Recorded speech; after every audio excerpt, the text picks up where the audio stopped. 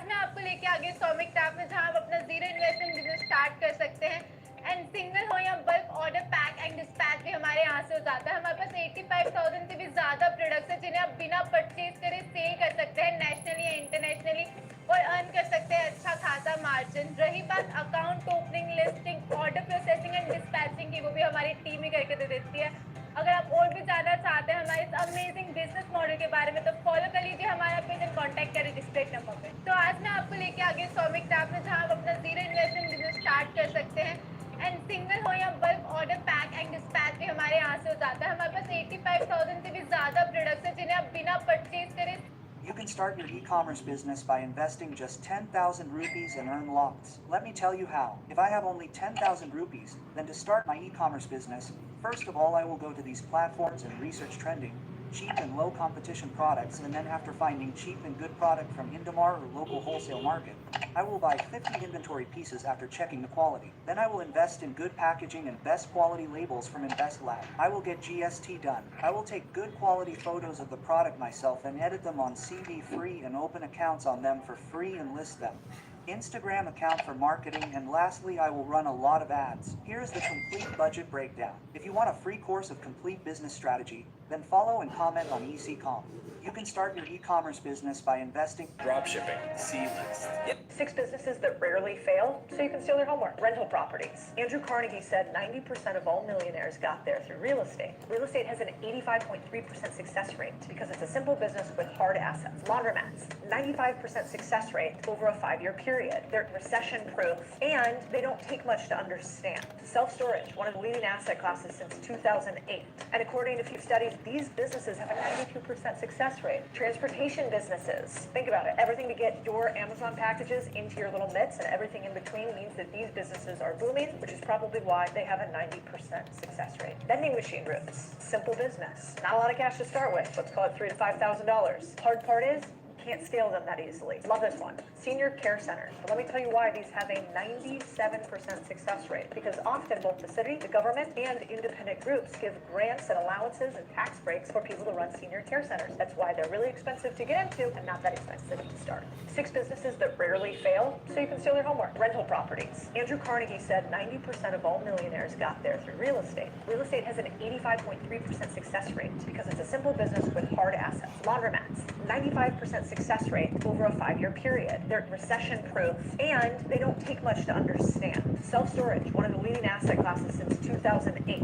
And according to a few studies, these businesses have a 92% success rate. Transportation businesses. Think about it. Everything to get your Amazon packages into your little mitts and everything in between means that these businesses are booming, which is probably why they have a 90% success rate. Vending machine groups. Simple business. Not a lot of cash to start with. Let's call it $3,000 to $5,000. Hard part is, can't scale them that easily. Love this one. Senior care centers. But let me tell you why these have a 97% success rate. Because often both the city, the government, and independent groups give grants and allowances and tax breaks for people to run senior care centers. That's why they're really expensive to get into and not that expensive to start.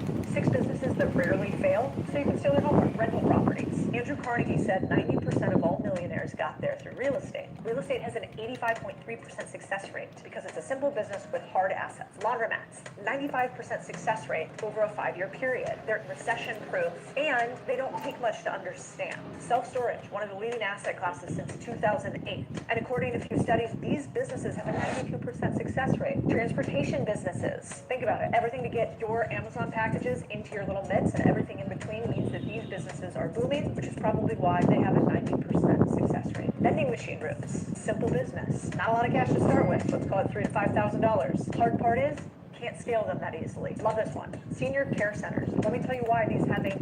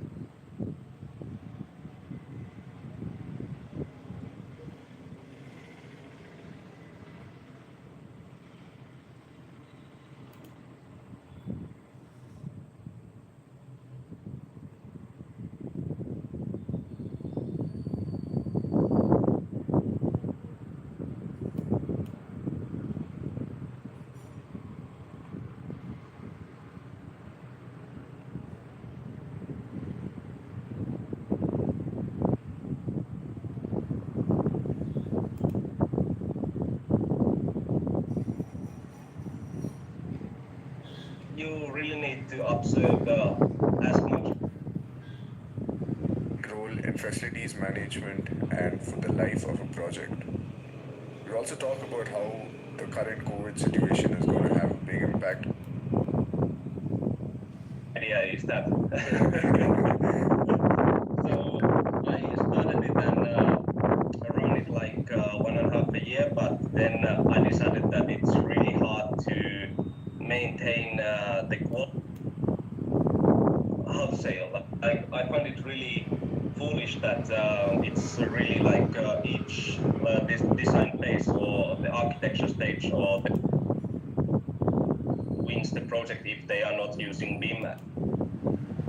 That's what really improves, because we are getting the top quality and the requirements to utilize of BIM, trying to adopt it, you know. So basically, I'm training people, the workforce in the project teams, and also teaching them the tools and approaches and processes that we are utilizing to get the benefit from BIM-based production as much as possible. All right. So, in like if we look it practically, basically it means that I'm trying to learn as many products and softwares and such as possible, and also understanding our normal construction process, and then understanding the is nothing more than nice to watch.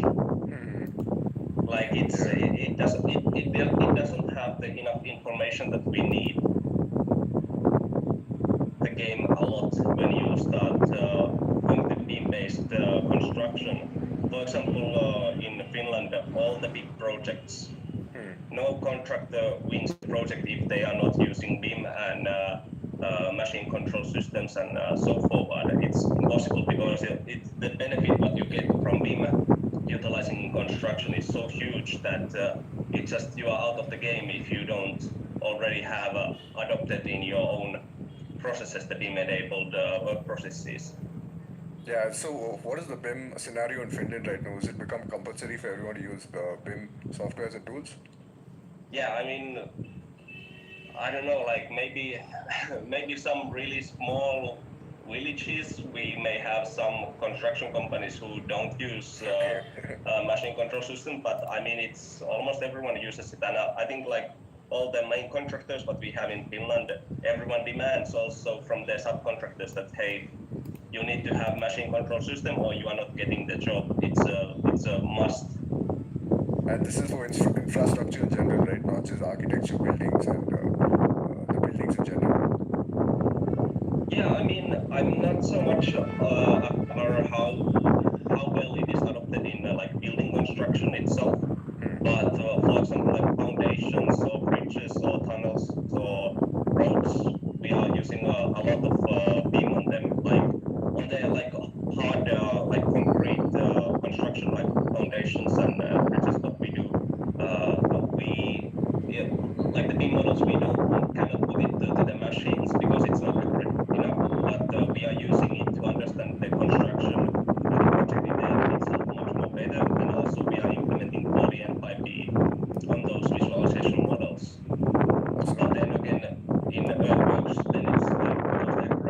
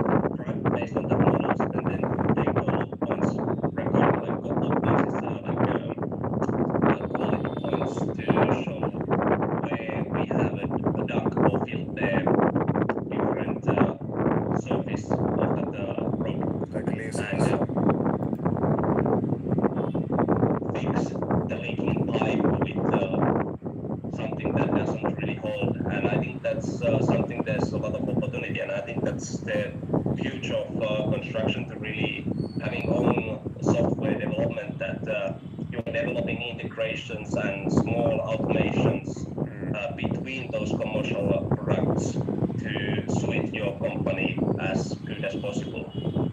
Alright, and talking about automations, how you guys leverage the automation in construction?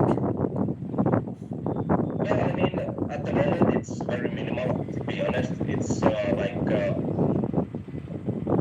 commercial products they don't really provide it, but then again, like for example, what we have now stumbled upon and started to develop is our own designing. So years and years we have been frustrated on designers' models, and now we decided that hey, we take the most crucial pieces of civil engineers' designs and we started using algorithms to model for us. If there comes revision, no problem, we just change the parameters and there you go, you have a fixed model. And this way it's like one way to combat that we never know what is the quality of designs, so that way we always get the good machine guidance models without needing to trust to the earlier stage. Yeah, I think you should hire those civil engineers and have them in-house, right? You can increase the Are efficiency you that way, I eating guess. fake cheese?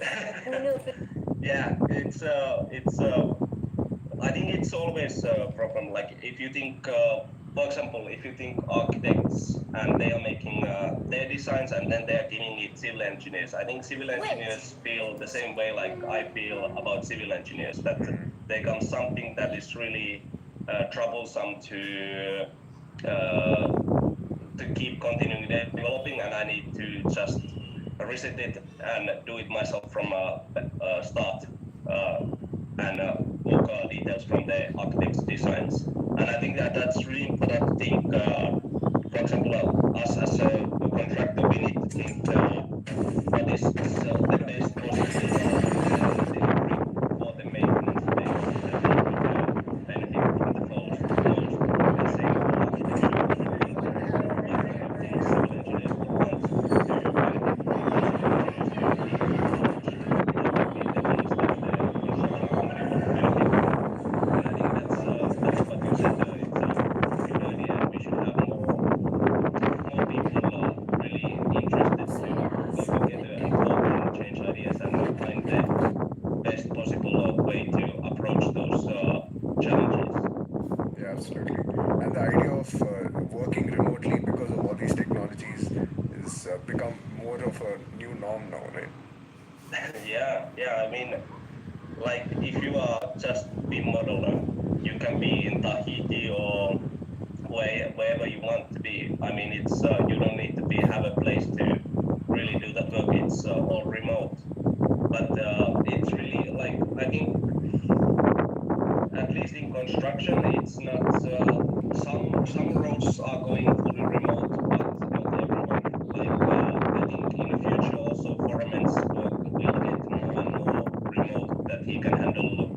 Now he handles one project, but in future he can handle like 5 projects at the same time.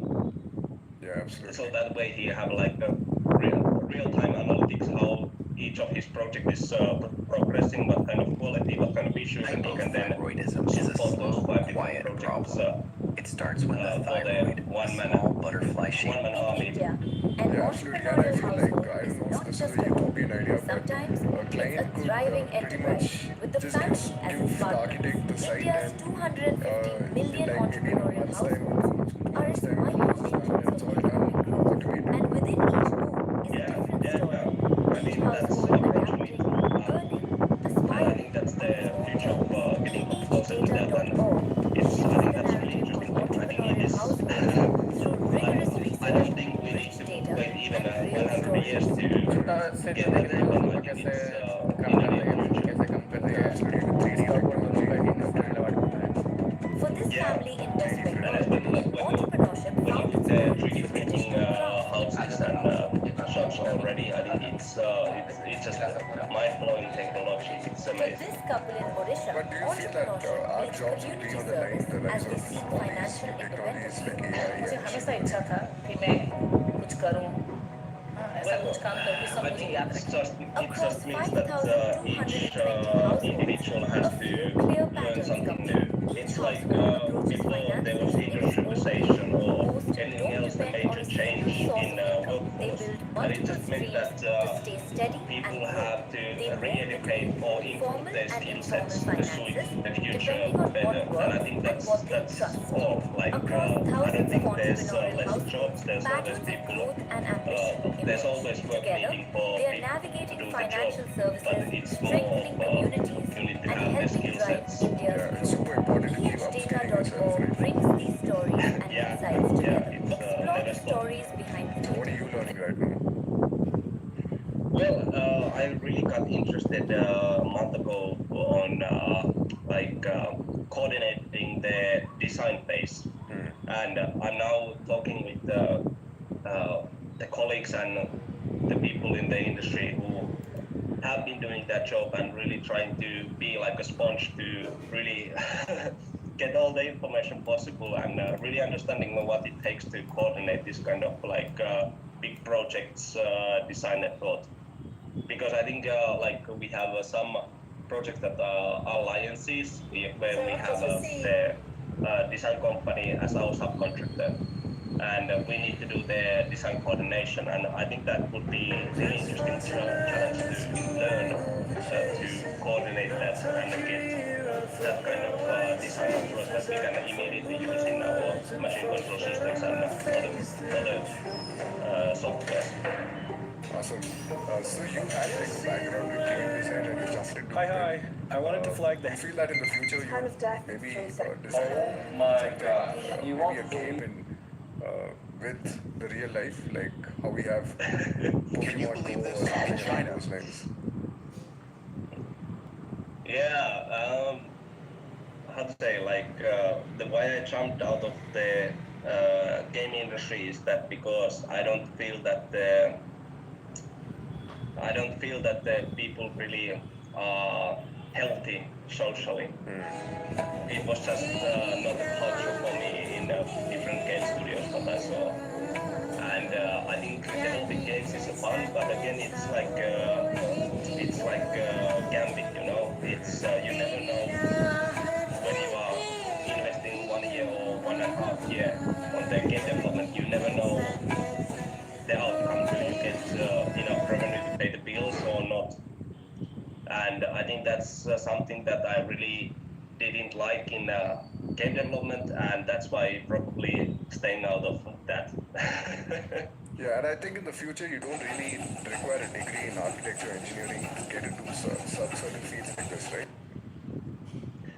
Yeah, I mean, I think if you are ready to learn everything that there is in construction or architecture or design, then you can make it happen. I mean, you don't need the degree for that, but again, it's Make much yourself more challenging available. road to Be take. available Like to you admit need makes to mistakes. Be really available use to your admit that you need help or ask for help. communication skills And we don't build to trust with our meet teams with by offering the help. right We people build trust who by can asking then for help. recommend It's a you great honor forward for and someone to try something that new, try way something get different. the position. Own the fact Yeah, that I'm sure you you built hustled something, a that lot. you're trying something new. For example, you're not going to come into a Well, meeting and say, it takes quite decided to try an something enormous new. effort to really make it. So it's hard, but it's possible. Like anything is possible, but again, education makes you that you are that 3 to 6 years learning, and then you have the qualification to get immediately a job. Now, other way is that you don't need that 6 years in school, but you need to really have that inner drive, the motivation to learn and observe and absorb everything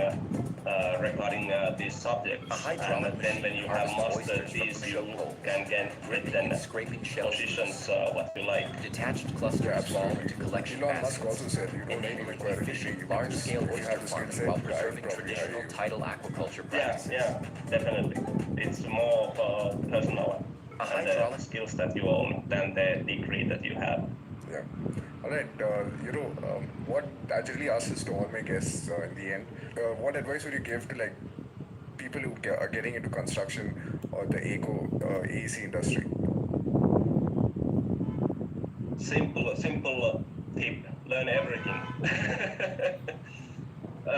Yeah, I mean, you really need to observe as much information as possible, and you really need to understand like as much things as possible.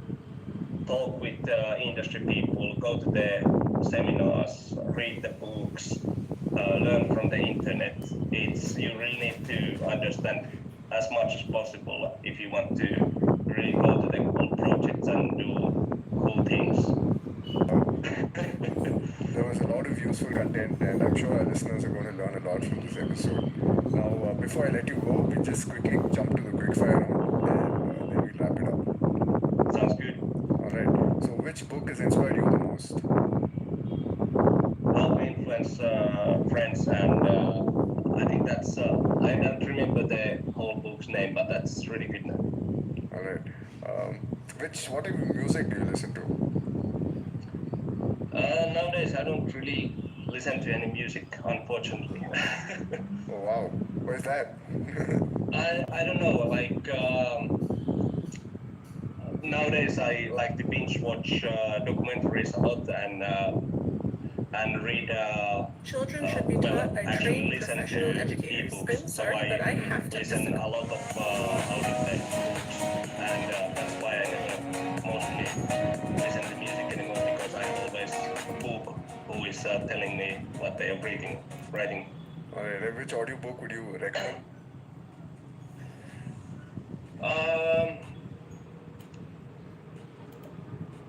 Good question. Actually, right now I'm listening the Orwell's book Year 1986. Oh, I think okay. was the 1984. name. Yeah, 1984. Yeah, that's really good. Really interesting story. All right. Which city would you consider your favorite? Ooh, that's good. I think, well, not specifically city, but I think the Middle European cities are just amazing. Like when you go to the Dutch and go see the cities there, the architecture and the design, it's just mind-blowing. It's just like you could just stay there all week watching those buildings. Yeah, absolutely. Have you had any mentors in your life or someone who's inspired you? Plenty of people. I think finding mentors is really crucial for everyone's learning, and I think like every day people I meet, I always try to befriend them, and that way I also get new mentors, because they are telling a lot of things that I don't know. I learn from them and adapt them on my own work, and it's just amazing. I think plenty. Get as many mentors as possible. All right. And do you have any LinkedIn tips? Because you have a really good LinkedIn profile. LinkedIn tips. Be active, and I mean, in LinkedIn, I think that's the modern day in Facebook. That if I want to learn something new, I just open LinkedIn news, and I read what people are posting, and there's a lot of information right over there. I mean, that's best way to really discover new things, what you could test and try in your own work. Awesome. All right. And what does a daily routine in your life look like? Yeah, I really don't have a routine. Like basically, my routine is that I'm doing the research and development work in Grete, and then some excavator driver calls me and saying my models are shit, and then I quickly go fix them and send them again to the excavator. But basically, it really changes day to day, and that's what I really love there in this position, that you really don't have a similar day. And you do party in the weekends, right? Little bit, only a little bit. Do you stay in Helsinki? Near Hyvinkää, it's like 70 kilometers from there, but I work in Helsinki, so you could say that. All right. My last question to you would be, what are your future plans, or where do you see yourself 10 years from now? Good question.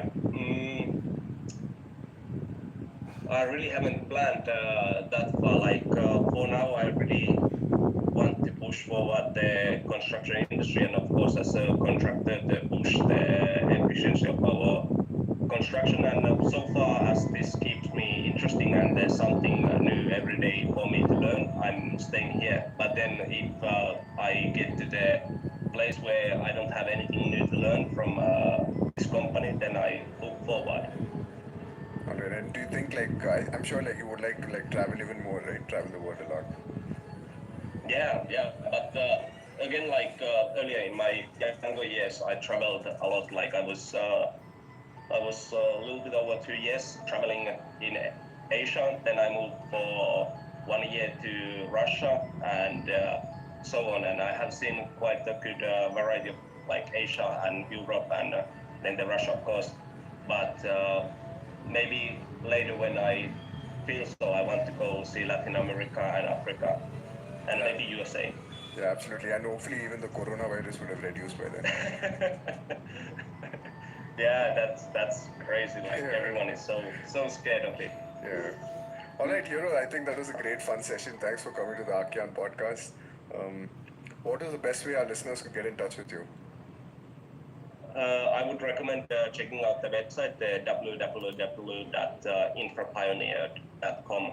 It's more for construction, of course, but again, if you want to absorb everything, it's a good way to learn the struggles and problems that we face in during construction. Awesome. All right, hopefully we would meet in the future and maybe talk more about construction, the AEC industry. Thanks for doing what you do and helping more people and most importantly, increasing the efficiency of our very non-innovative industry, right? Yeah. Thank you so much, Manish, for having me here. It was great pleasure. All right, cheers. Thanks for listening to the Young Podcast.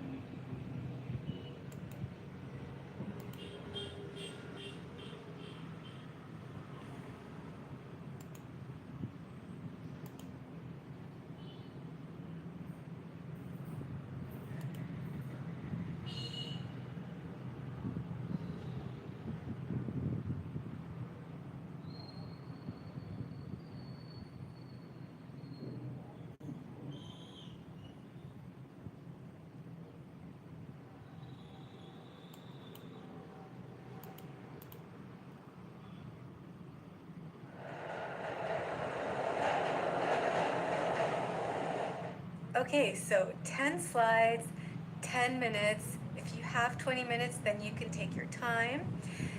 What I want to say before we start is that there may be details that you can include in appendix slides so that when you have Q&A with your audience, you can have slides ready with more details and charts, etc. So the goal of these 10 slides is to give people an overview of your idea and how it works, and then you can have more details in the Q&A. So think about what are the most important pieces of information that you want them to retain, and how you're going to hook them and make them want to learn more and make them want to help you. That is the goal of a pitch, not to tell them everything about your idea. So first slide, cover page. What is the name of your endeavor? Probably just include the location where you're pitching and the date, and then the names of your team members. So even if you're pitching alone, it's good to include all the team members. Second slide, what is the challenge that you're tackling, the broad societal challenge? It's good to include key statistics. Don't include every statistic you know about it, but just something to hook people. For example, just yesterday in class, I was talking with my students about DREV, which is a social enterprise that designs medical devices for use in low-income settings. And the person presenting the endeavor started by saying, jaundice is the number 5 cause of infant mortality. And I was like, whoa, I never cared about jaundice before. అవునండి 27,000.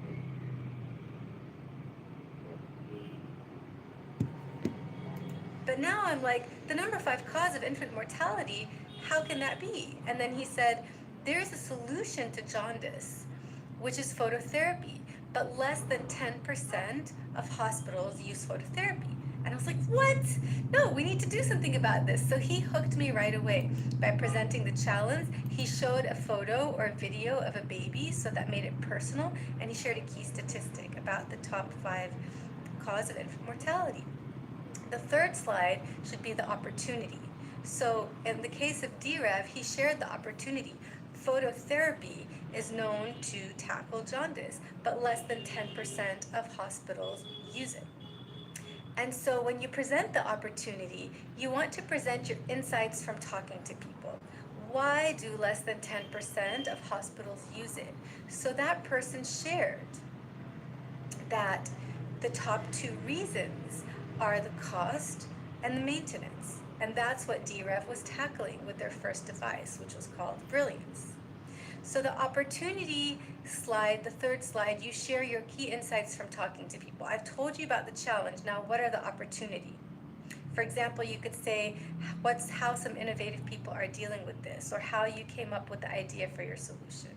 So it links the challenge and the solution. The fourth slide is where you present your solution. Just say in a very concise, clear way, what is it? Is it a website? Is it an app? Is it a device?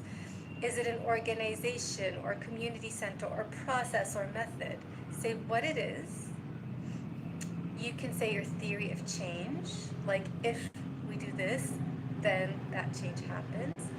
And you can say your vision and mission. So now you're starting to introduce your endeavor.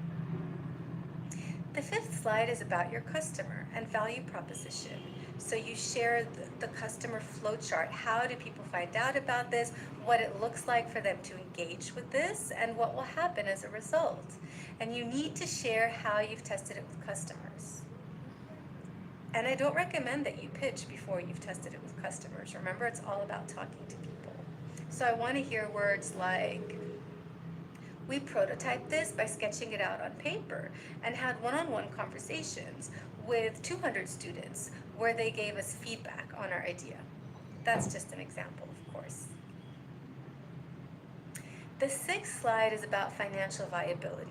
So what is your revenue model, who's paying, and what are your financial projections? This will give us people a sense of whether this is going to be a for-profit or a non-profit, and you can include information here about your funding sources. And the seventh slide is